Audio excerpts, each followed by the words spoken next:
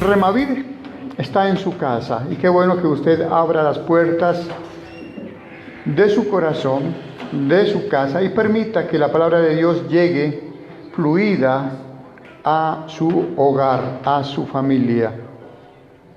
Les saludo desde la congregación Remavid, sede El Tambo, Nariño, para todas las personas que a lo largo y ancho del país y también en el exterior nos observen. Dios les guarde, Dios les bendiga. Siguiendo el estudio bíblico a la primera epístola del apóstol San Pablo a los tesalonicenses, vamos a continuar observando en detalle esta preciosísima carta. ¿Cuál es el motivo de estudiar esta carta? Esta, como muchas otras cartas, nos sirven como parámetros, nos sirven como pautas, nos sirven como guías para cotejarnos, para compararnos, para ver cómo estamos caminando y qué nos falta aún. La palabra de Dios es nuestro manual de vida por medio del cual nosotros día a día nos esforzamos en crecer, nos esforzamos en adentrarnos cada vez más en la verdad, en la senda, en la rectitud. Tal vez no nos alcance la vida para llegar a la plenitud que quisiera el ser humano, a la perfección que yo mismo quisiera. Pero ¿sabe qué? No se trata de llegar al clímax, llegar al tope. No se trata. Se trata, y les digo por qué. No se trata porque yo veo que no se llegaría. Por las propias fuerzas no se llegaría. Y si aún persistimos en este caminar, es gracias a la obra benéfica, restauradora del Espíritu Santo de Dios, quien nos avala a subir peldaño a peldaño a peldaño. Y tal vez cuando lleguemos a lo máximo, al clímax, ¿sabe cuándo va a ser eso? Cuando estemos al lado de nuestro Señor Jesucristo. Porque mientras estemos en esta tierra no vamos a llegar a ese tope de decir, ya estoy, no sigue nada más aquí.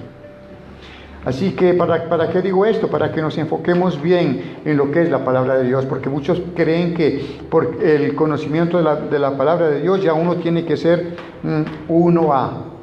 Y nos olvidamos que somos pecadores hasta el día en que muramos. Y eso ya desecha todo.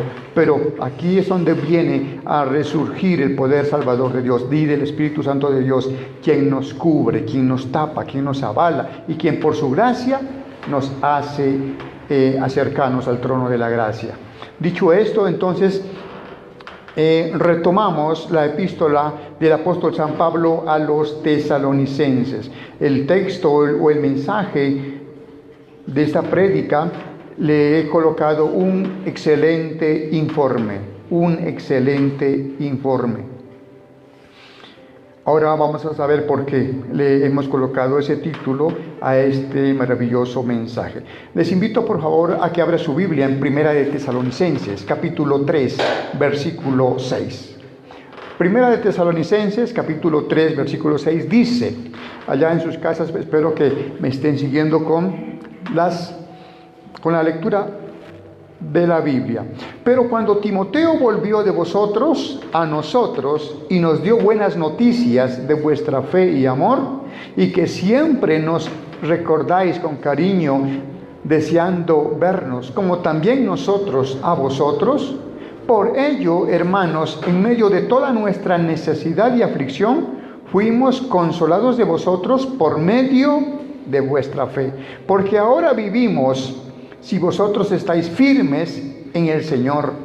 Versículo 9, por lo cual, ¿qué acción de gracias podemos dar a Dios por vosotros, por todo el gozo con que nos gozamos a causa de vosotros delante de nuestro Dios?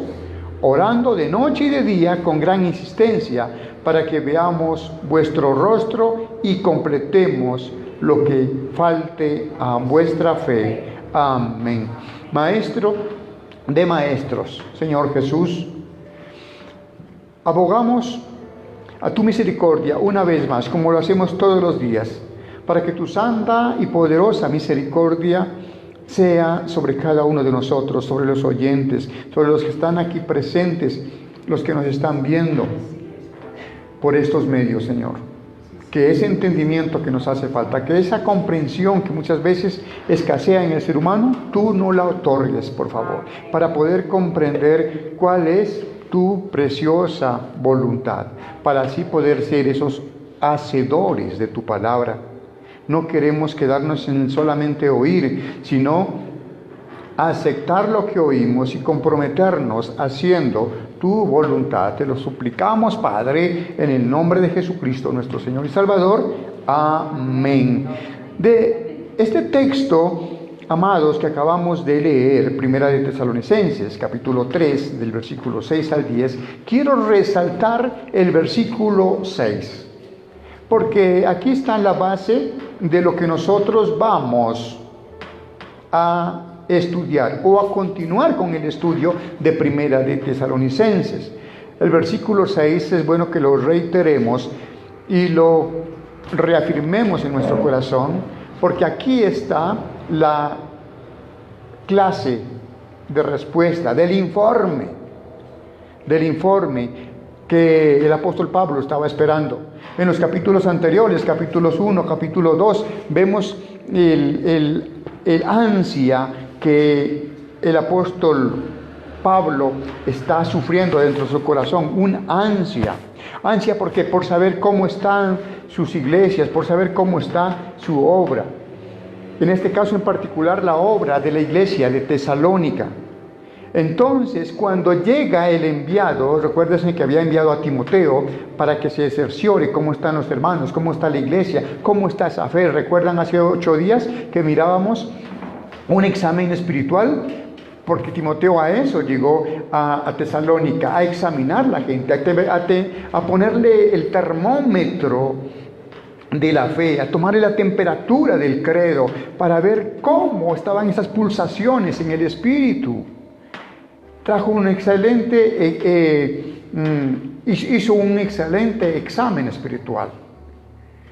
Ahora miremos el reporte que hace cuando llega de regreso a su mentor, a su líder, a su pastor, al apóstol Pablo. Y esto es lo que Pablo escribe en esta carta, verso 6. Pero cuando Timoteo volvió de vosotros a nosotros y nos dio buenas noticias de vuestra fe y amor, y que siempre nos recordáis con cariño, deseando vernos como también nosotros a vosotros. Qué maravilloso informe el que está aquí dando Timoteo a Pablo de lo que está aconteciendo en la iglesia de Tesalónica.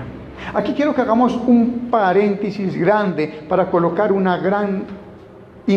gran interrogante, porque a mí la palabra de Dios no me sirve si yo la leo por intelecto, no me sirve si yo la leo por leerla. Tengo que leerla para crecer, para confrontarme, para edificarme, para retarme si es posible.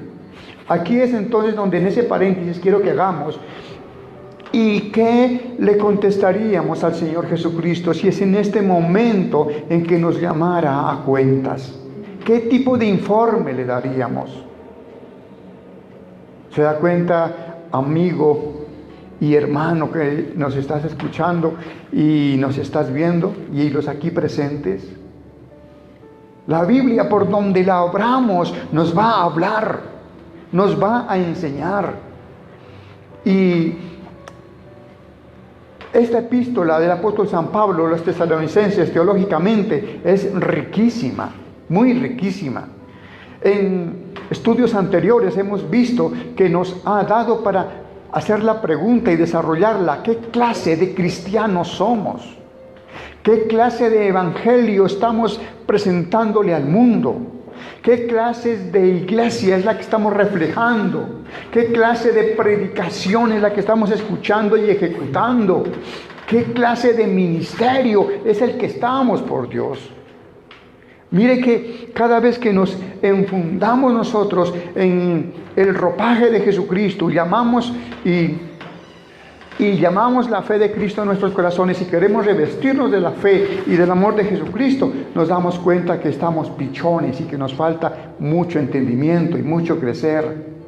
Y esto lo corrige en estos capítulos de Primera de Tesalonicenses, el apóstol Pablo, cuando nos llama a tener cordura, a no correr tanto y no creernos de mucho. Entonces nos hace un examen espiritual, como también nos está hablando de un excelente informe.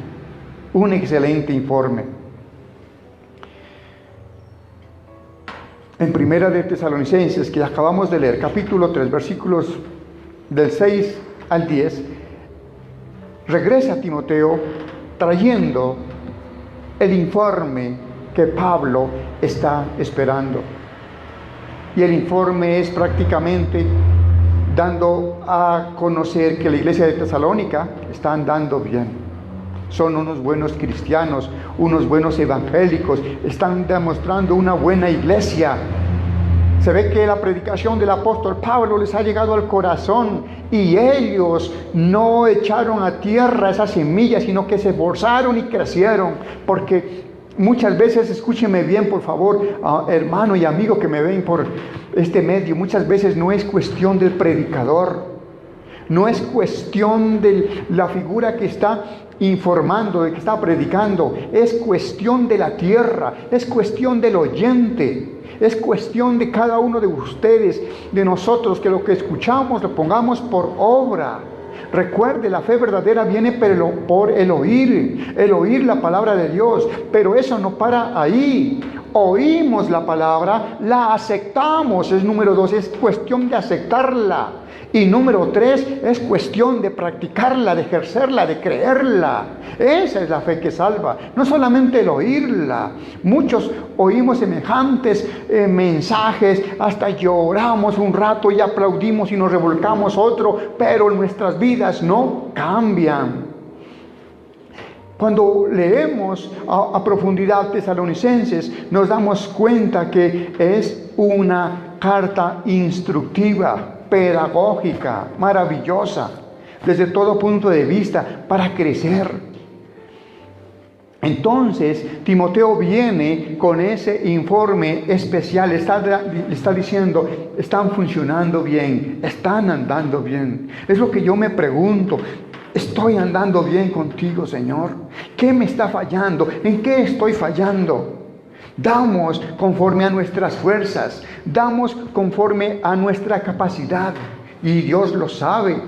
Pero hay cosas en nuestros ministerios que se nos salen de las manos, que no podemos hacer más que exhortar, más que indicar, más que enseñar. Pero ya es la gente, ya son los hijos carnales y los hijos espirituales los que toman las determinaciones y las decisiones. Parece que los hijos espirituales de Pablo, en este caso los tesalonicenses, se esforzaban por seguir un evangelio bien predicado, con el poder del Espíritu Santo, bien sustentado, porque ese es el informe que trae Timoteo a Pablo.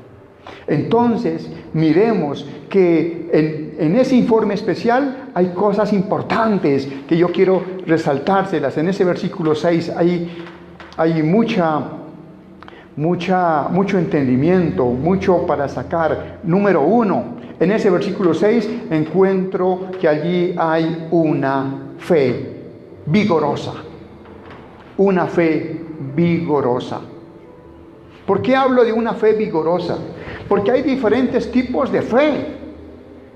El Señor Jesucristo dijo, si tuvieses fe como un granito de mostaza, le diríamos a este sicómoro, es decir, un árbol gigante, grande, desarráigate de aquí y plántate y échate al mar, y se haría así, se obedecería así. De ese tipo de fe quiero hablar. Los tesalonicenses la tenían, una fe vigorosa, una fe que habían puesto toda su confianza en Dios. Aquí está la clave, su confianza en Dios. Hoy parece que la iglesia moderna escucha y le pone toda la confianza y la creencia al predicador, al pastor, y están viendo los errores del pastor, si come, si se levanta, si hace o no hace, y cuando ven que el pastor flaquea, entonces su fe se desmorona. La fe vigorosa nos hace un reto especial a poner toda nuestra confianza, toda nuestra mirada en Dios. Los tesalonicenses así lo configuran y lo muestran, y Timoteo lo reporta en el versículo 6. También nos habla de que los tesalonicenses son optimistas, tienen optimismo por lo que han escuchado, por la predicación de Pablo, por la predicación de los apóstoles. Son optimistas y han creído esa palabra. Como cada uno de nosotros debemos tener optimismo hoy en día, a pesar de la pandemia, a pesar de las dificultades, a pesar del endeudamiento, a pesar de los problemas sociales, políticos y todo lo que usted pueda imaginar. Ser optimistas, saber que Colombia está en las manos de Jesucristo. Ahora mismo hay brigadas a través de las redes sociales, donde canales se han creado, páginas se han creado única y exclusivamente para reforzar la oración, para reforzar la intercesión, y en forma ordenada y cronológica se lo está haciendo por departamentos. De hecho, estoy invitado para el 21 de octubre en un horario de 2 de la mañana, de 12 del día a 2 de la mañana, orar por este pueblo. Algunos dirán, pero ¿quién lo va a escuchar a esa hora? Sé que me va a escuchar Dios, y eso a mí me sobra y me basta. Porque ahí debemos poner nuestra confianza. ¿A quién oramos? ¿Para quién predicamos? No predicamos para encontrar like, para encontrar me gustas. No predicamos es con el fin de que la gente entienda que hay un Dios glorioso que quiere darnos de su gracia, amén, de su amor y de su bendición. Amén. Los tesalonicenses eran optimistas en estas cosas. La iglesia de Cristo debe ser optimista y no pesimista. Así es, amén. Esto es lo que es la verdadera fe. La verdadera fe hace fuerte a una iglesia. Y para que una iglesia tenga una fe fuerte, toda la iglesia debe unir fuerzas para mirar a un solo lado. Y no es al pastor, es al Rey de la Gloria, al Rey que viene pronto. Si estás recibiendo esta palabra en tu casa, me gustaría que te toques el pecho y pongas una mano en lo alto y dile: Señor, aquí me tienes y quiero recibir una fe vigorosa, una fe que me saque al otro lado. Quiero caminar contigo. Los tesalonicenses no pusieron su fe en ellos mismos, ni en sus familias, ni en sus predicadores, ni en su trabajo, ni nada. La habían puesto en el Hijo de Dios. ¿A qué conlleva esto cuando pone uno la mirada en otras partes?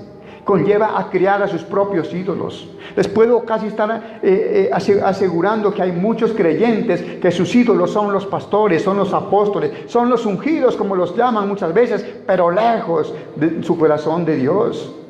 Los tesalonicenses muestran y dan señales de que su fe es una fe vigorosa en Cristo Jesús. Solo cuando se tiene una fe vigorosa uno puede sobresalir a cualquier avatar de la vida. Cuando uno tiene una fe débil, se desgrana fácilmente. No le gustan los hermanos. Ven tropezar al hermano y eso los desalienta y los desanima. Y la gente ha comenzado una deserción de las iglesias a causa de diferentes motivos. ¿Por qué? Porque no han tenido una fe vigorosa. Nuestro optimismo en cuanto a nuestro presente, en cuanto a nuestro futuro, no puede basarse en nada que no sea la firmeza en nuestro Señor Jesucristo. Lo segundo que encuentro en este versículo 6 es el amor. El amor. Aparte de la firmeza, los tesalonicenses están mostrando un amor. ¿Y saben por qué? Porque Dios es amor. y recibieron ese amor. Y si alguien se dice ser cristiano y no ha recibido el amor de Cristo, bájese de esa nube y vaya y busque el amor. El amor no nace de uno mismo, el amor es recibido de parte de Dios. Él nos amó primero y nosotros debemos entender eso. Los tesalonicenses habían entendido este principio, que Dios es amor, y ellos al recibir el Evangelio habían recibido ese amor. Un amor con todas las características y todas las definiciones y con todo lo que usted pueda añadirle a esta maravillosa palabra amor. Un amor como el de 1 Corintios capítulo 13. Un amor real y verdadero. Y si usted quiere decir yo soy una iglesia saludable, pues tendrás que buscar ese amor. Un amor que refleje en todas tus obras, en todos tus actos, que reflejes a Jesucristo, el Señor, nuestro Salvador. Ese amor conlleva una benevolencia, una confraternidad para con los necesitados. El verdadero amor es el que debe mostrar el verdadero cristiano, en el que se complacen en sacrificarse.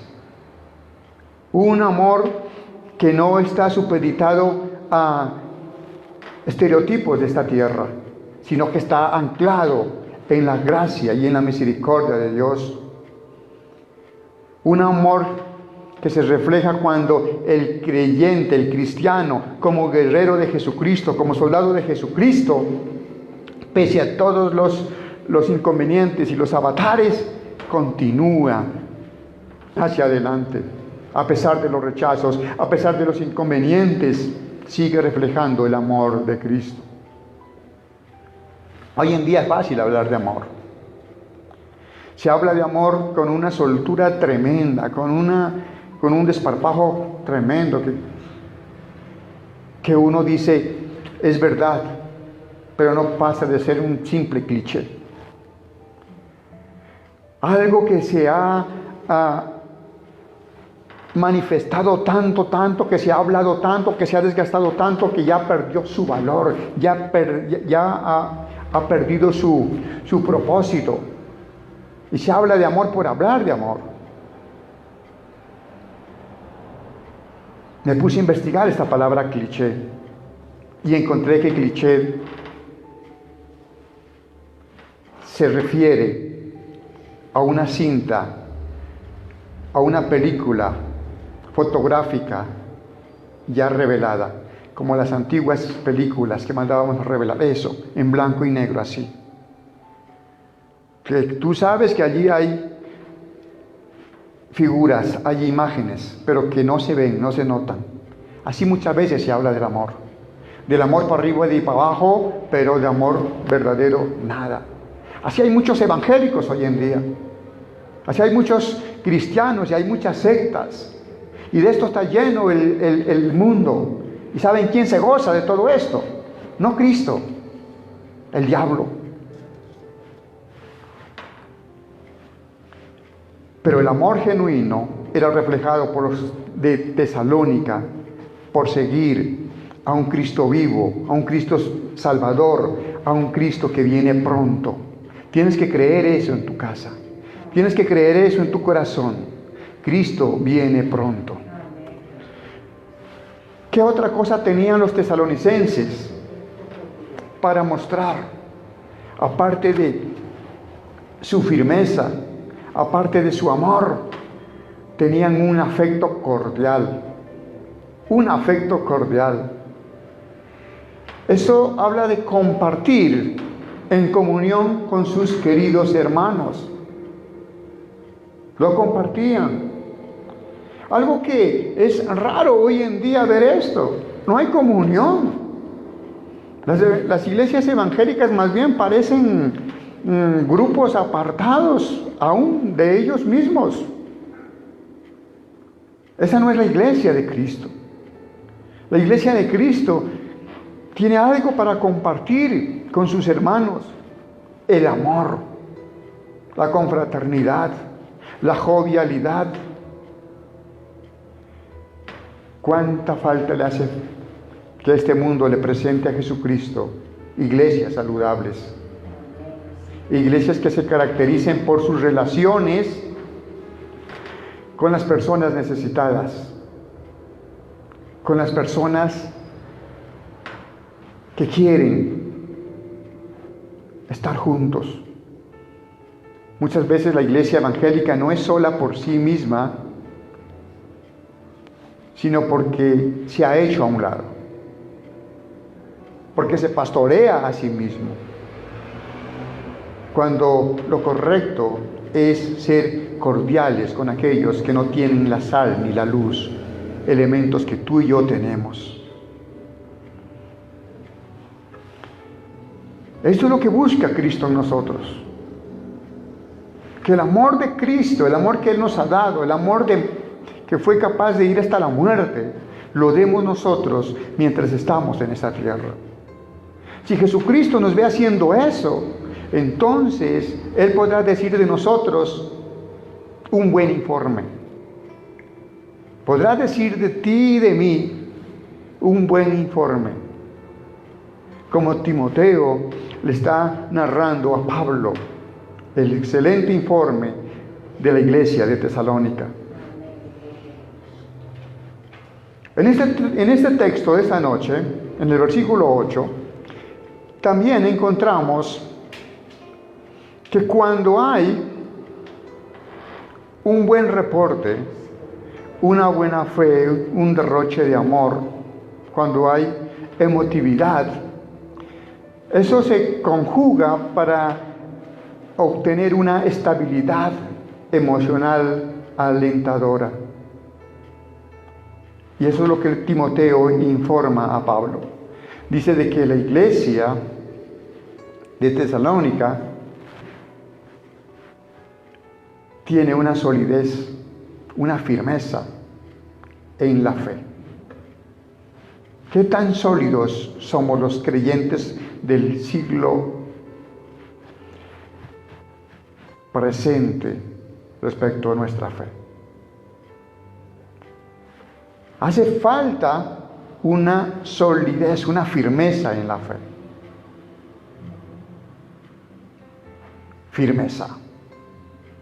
También puede ser una palabra de cliché hoy en día, porque se habla de firmeza, yo soy firme, pero mientras estamos parlando, porque cuando llegan las pruebas, las piernas comienzan a temblar y ya no hay firmeza. Muchos me han dicho, pastor, para las que sea y para adelante, y son los que primero he visto retroceder y correr para atrás. Pablo encontró en este informe aspectos maravillosos que le alegraron el alma. Porque eso es lo que un padre espiritual espera, oír buenas noticias de sus hijos. Yo creo que usted como mamá o papá, si le dan malos informes de sus hijos, que están haciendo cosas indebidas, que están metiéndose donde no deben meterse, que están, mejor dicho, despilfarrando, dañando, destruyendo, etcétera, etcétera, tú no aplaudes, tú te entristeces. Pues los hijos espirituales de Pablo están haciendo lo correcto, y eso ocasiona una estabilidad emocional alentadora en Pablo.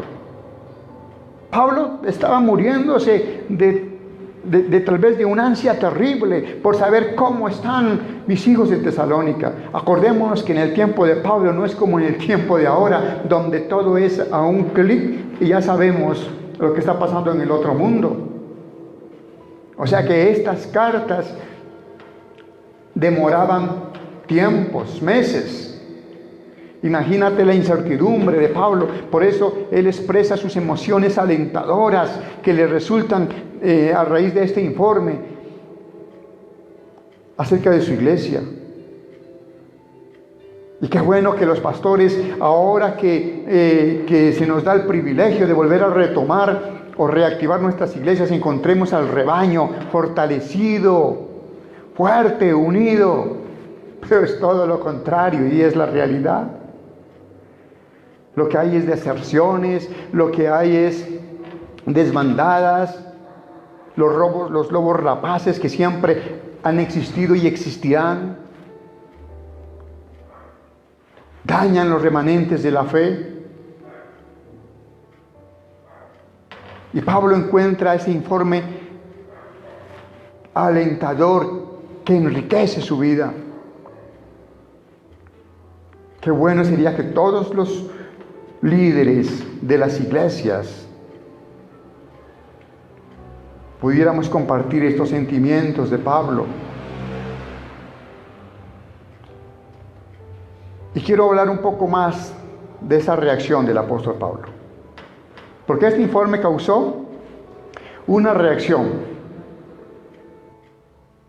Si usted fuera un líder, si usted fuera un ministro que recibe este tipo de reportes, que lleguen y le cuenten que sus hijos espirituales andan en fe, andan en amor, andan en un fraternalismo alto, andan en una estabilidad tremenda en su lugar donde usted los plantó, ¿qué siente? Una gran emoción, una gran alegría. Eso es lo que Pablo lo sintió. Y es lo que desafortunadamente muchos de los consiervos hoy en día no van a sentir, no están sintiendo. Y se lo voy a explicar por qué. Y aquí veo yo una efectividad y fidelidad en lo que dice la palabra de Dios. Nuestro Señor Jesucristo dijo que la palabra de Dios es el pan de vida, es el pan que alimenta. Y muchos hijos, escúcheme bien esto, usted que me está mirando por las redes sociales, muchos de los hijos espirituales no se alimentaron, no porque no pudieron, sino porque no quisieron. Porque la gran mayoría tiene Biblias, pero las tienen empolvadas. Muchos creyentes que usaban la Biblia solamente como adorno, para mostrarla el domingo y esconderla y volverla a sacar el otro. Pues esos creyentes, ¿qué alimentación tuvieron? Y no hay disculpa de redes sociales, porque las redes sociales polulan y pero muchos prefieren los chismes del Facebook, los chistes del WhatsApp y lo que quiera, películas y novelas y todo, pero menos la palabra de Dios. Pues esos creyentes se volvieron anémicos espirituales. Y como anémicos, cualquier viento de doctrina los arrastró. Y esa es la realidad de nuestras iglesias. Esa es la realidad de lo que estamos viviendo ahora. Y si Jesucristo viniese ahora, amados, va a encontrar que su remanente, las pocas ovejas que quedan, están empiojadísimas, llenas de garrapatas. Porque comienzan a desviarse por causa de la falsa doctrina, de las falsas sectas. Y la reacción de Pablo, y todo lo que les estoy diciendo contrasta con la reacción de Pablo. Porque la reacción de Pablo fue positiva, le alegró la vida. Dice, he vuelto a vivir. Ese es el amor de un padre respecto a sus hijos. Y estoy creyendo y siento en mi corazón decir esto: si Jesucristo viniese ahora mismo, tendría un gran dolor por su iglesia en desbandada, por su iglesia adormecida, por su iglesia que se ha dormido. Pablo dice que ese informe le consoló mucho. Ahí está en el versículo 7. Por ello, dice, hermanos, en medio de toda nuestra necesidad y aflicción, fuimos consolados de vosotros por medio de vuestra fe. Dolor inmenso causa cuando en este tiempo de pandemia, al menos hablo por mí en primera persona, el tiempo donde más he trabajado, donde más me he esforzado, es el tiempo donde más he sido golpeado espiritualmente. Eso hace un contraste con la realidad de Pablo. Y me gusta una frase que está en el versículo 8. Estáis firmes. Les reconoce. Sé que ustedes están firmes, les dice. Firmes. Como un ejército que se abstiene de retroceder. Esto es maravilloso. Es como un ejército que dice: aquí estamos plantados y de aquí no salimos, de esta guerra no me separo, no me devuelvo, no echo para atrás hasta que gane o muera. Esa firmeza es la que un buen creyente, un buen cristiano debería presentar y mostrar. Una firmeza. No retroceder a los ataques del diablo. No retroceder a las insinuaciones de las sectas. No retroceder a la falsa doctrina. No retroceder a todas las tentaciones, sino quedarse firmes. Y cuando estudiamos las epístolas del apóstol San Pablo, nos damos cuenta que esta palabra, firmeza, se convierte como en una directiva frecuente en sus epístolas. Exhorta a los Gálatas, exhorta a los Corintios, exhorta a los Efesios con esta palabra, firmeza.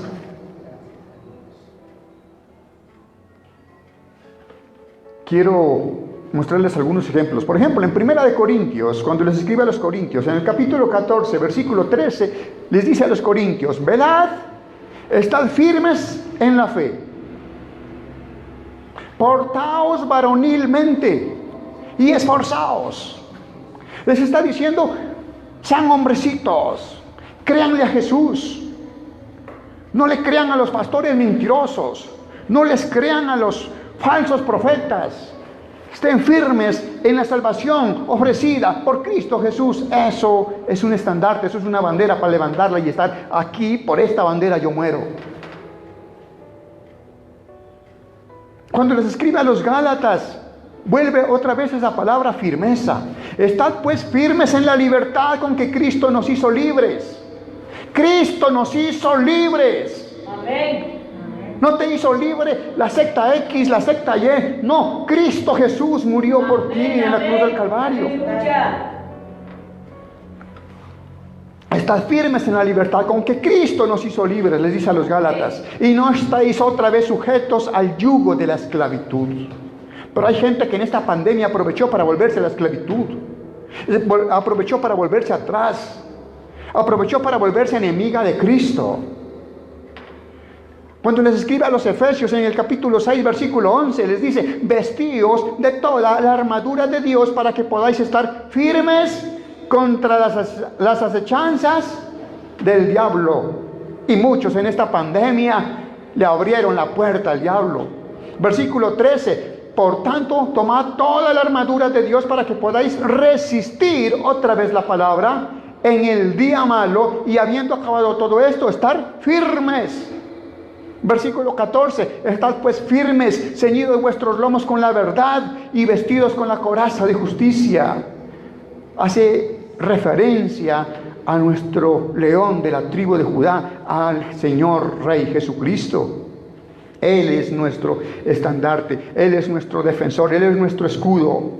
Cuando les escribe a los Filipenses en el capítulo 1, verso 27, dice: solamente que os comportéis como es digno del Evangelio de Cristo. ¿El Evangelio de qué? De Cristo. No es el Evangelio de otra cosa. El Evangelio de nuestro Señor Jesucristo. Para que, o sea, que vaya a veros o que esté ausente, oiga de vosotros que estáis firmes en un mismo espíritu, combatiendo unánimes por la fe del Evangelio. Amén. ¿Por la fe de qué? Del Evangelio. La noticia buena y nueva. No es la fe en tu religión, no es la fe en tu secta, es la fe en el Evangelio de nuestro Señor Jesucristo. Filipenses capítulo 4, versículo 1. Dice: así que, hermanos míos amados y deseados, gozo y corona mía, estad firmes en el Señor, amados. Como podemos observar, la reacción de Pablo respecto al informe fue grata, porque miró que los tesalonicenses eran personas firmes. Pregunto, tú que estás en tu casa mirando este estudio, este ensayo, ¿cómo está tu firmeza? ¿Qué tan firme eres respecto a la fe que dices tener? Otra causa que causó reacción positiva a Pablo fue el gozo de escuchar buenas noticias. El gozo.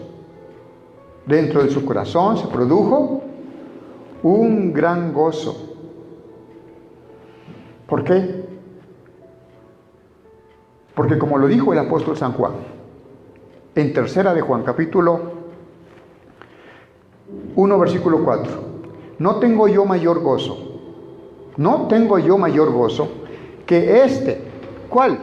El oír que mis hijos andan en la verdad.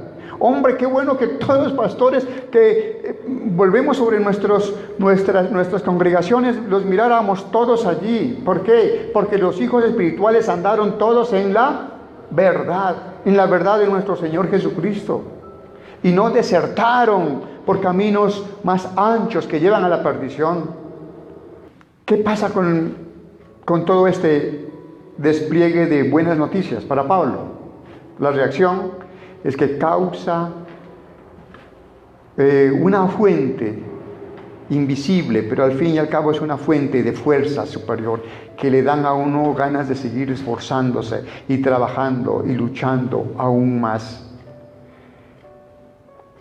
Entonces, para concluir, es bueno hacernos el interrogante: ¿qué clase de medida alcanza nuestra iglesia en esas áreas? ¿En cuáles, pastor? En el amor. En el amor al prójimo, el amor al perdido. En la firmeza. ¿Qué tal firme estás en tu credo? ¿Qué tan fuerte estás?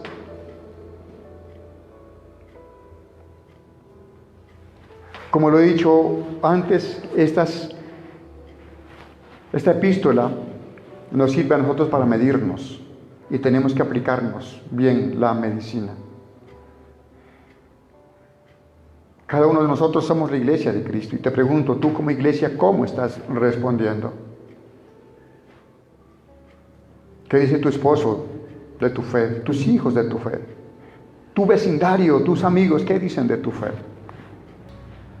Amados, espero que esta palabra que el Señor nos ha dado a través de este estudio a Primera de Tesalonicenses sea para nosotros un antídoto para la pereza, para el desdén, para la desesperanza, que sea un antivirus espiritual y que nos levantemos con decisión, con fuerza, para que esa falta de fe y esa falta de vigor, esa falta de pasión que muchas veces hay en el corazón del creyente,